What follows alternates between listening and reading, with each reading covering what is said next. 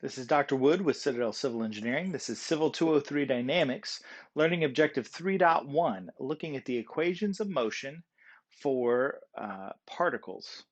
So we are now in chapter 12 of our textbook, and we're moving away from kinematics, which was the study of the geometry of motion, to kinetics.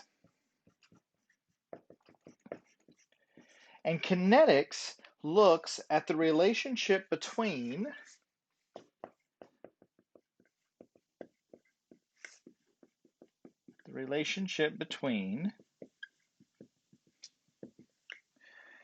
forces,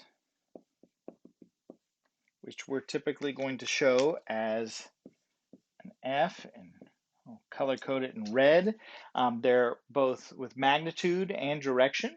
So push or pull, forces, mass, which is a scalar quantity, lowercase m, and kinematics. So our position,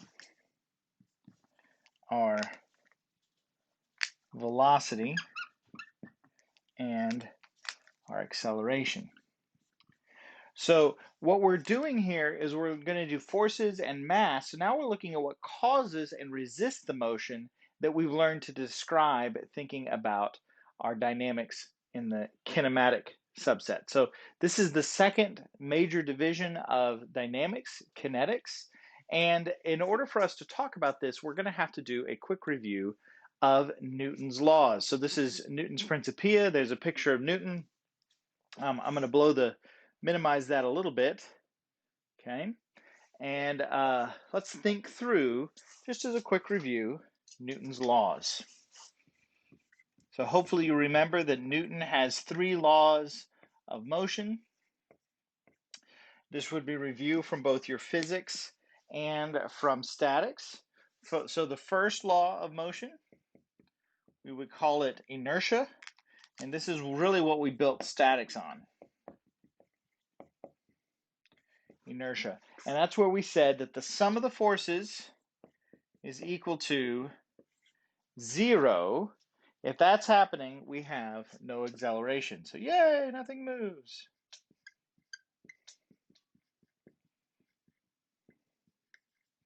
Now Newton's first law is actually a special case of his second law.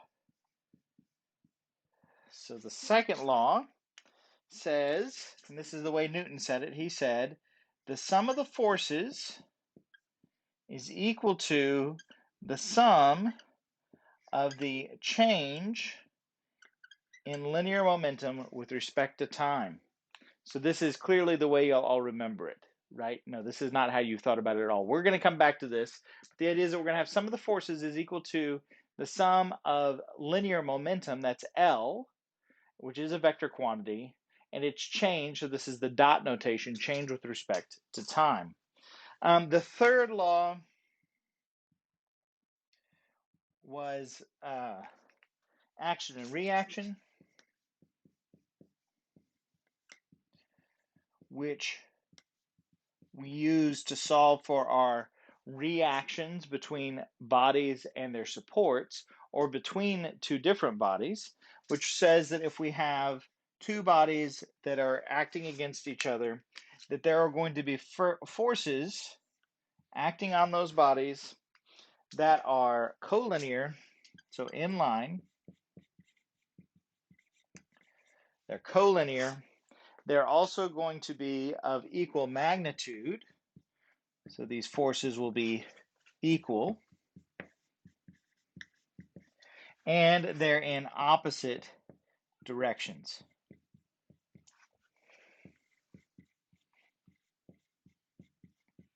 Collinear, equal, and opposite.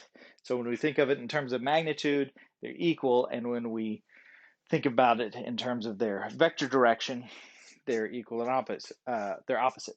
Now this all requires a Newtonian or inertial frame of reference, which fortunately for most civil engineers, that's where we work. It's only when you start moving really, really fast that special relativity, non-Newtonian frames of reference start to enter in. And so let's expand on this Newton's second law a little bit.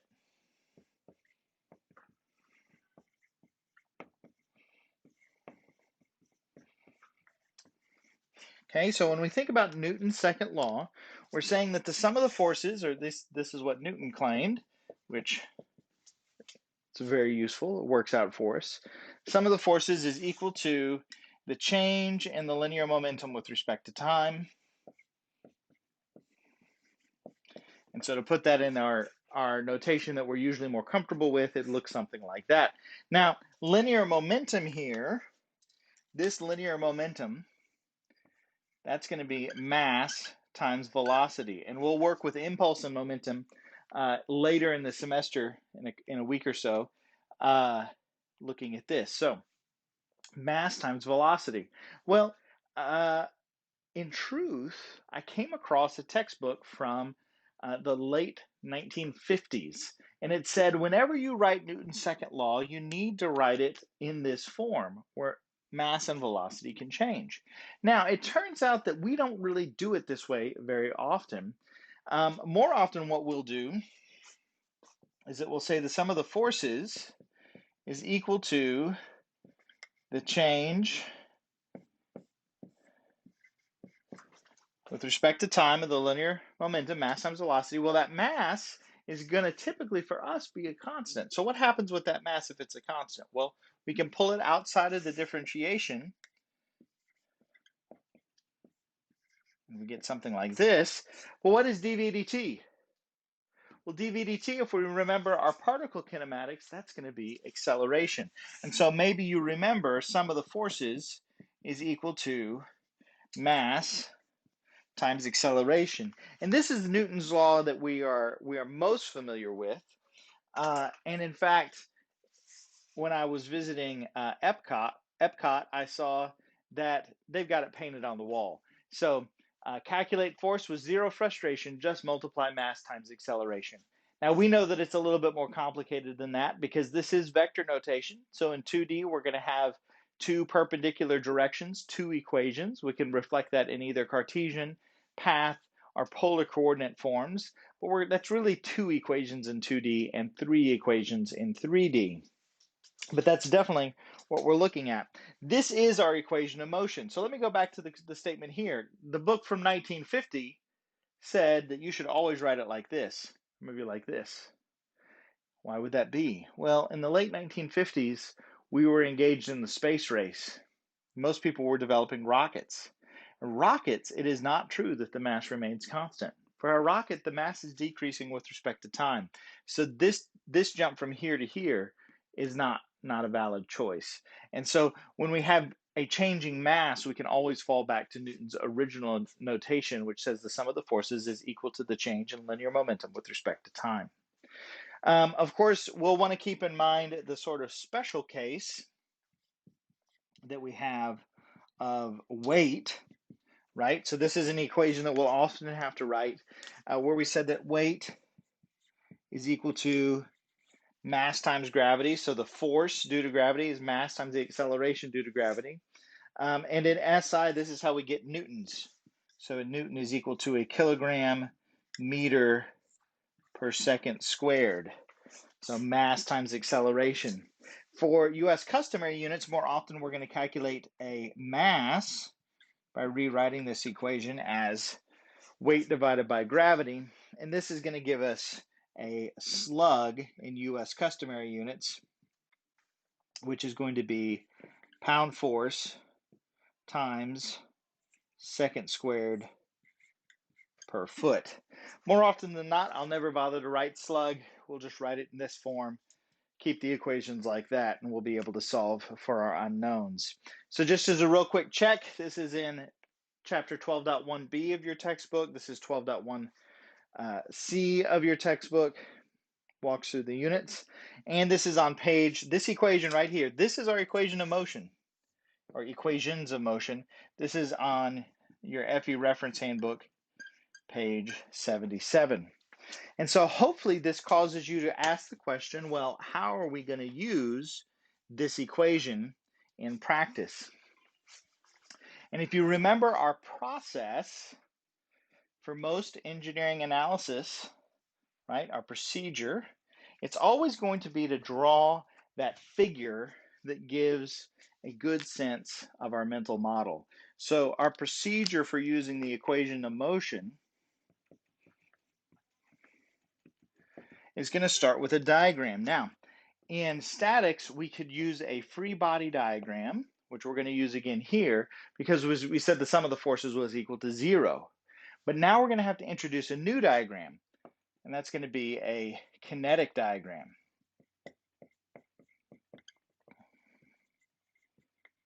Okay, a kinetic diagram like so. And your textbook has a good picture of this, but I'll sketch that real quick for you. So the idea is if we're modeling an object as a particle, we're going to have all of our external, so we sketch the object, then we draw our loads, then we might interpret our reaction forces, maybe those are unknowns, right? And we would make sure we had everything labeled and dimensioned appropriately. Hopefully we know how to draw free body diagrams from our experience in statics and in physics. The kinetic diagram, though, is going to just show us what's called the inertial term, mass times acceleration. And the two diagrams are going to use the same coordinate system. So, for example, a Cartesian coordinate system. So our free body diagram shows us all these forces, and our kinetic diagram shows us the mass and its acceleration drawn like a force. It's not a force, but it's like a force. And hopefully what you see is that if we relate that back to this equation, what we're doing is we're setting ourselves up to then be able to write the equations of motion, EOM, equations of motion. So from our kinetic diagram, KD, we'll be able to write our equations of motion where we say the sum of the forces is equal to the mass times acceleration. And our free body diagram is going to let us write the sum of the forces, and our kinetic diagram is going to support us writing our mass times acceleration,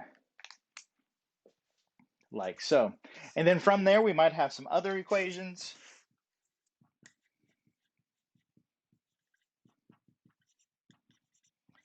And that's typically going to include our weight and mass equations, as well as potentially, remember, when we look at this acceleration, that's all of our kinematics that we've worked on. So we might have kinematic equations that are required to figure out what the acceleration is so that we can think through the forces. And then from there, hopefully we are able to solve for our unknowns. So that's it. The equations of motion, sum of the forces equal to mass times acceleration. Draw a free body diagram to make sure you understand the forces, and a kinetic diagram with the inertial term, mass times acceleration, at the center of gravity, or the particle in the case of a particle. Any other equations we might need, either weight or kinematic equations from the first part of the semester, and then we can solve for our unknowns. I look forward to working problems with you. This video sets us up for several lectures looking at equation of motion problems in Cartesian vector notation, in path, in polar, as well as looking at multi-part systems and how they interact. I look forward to working problems with you in class. Thanks. Bye.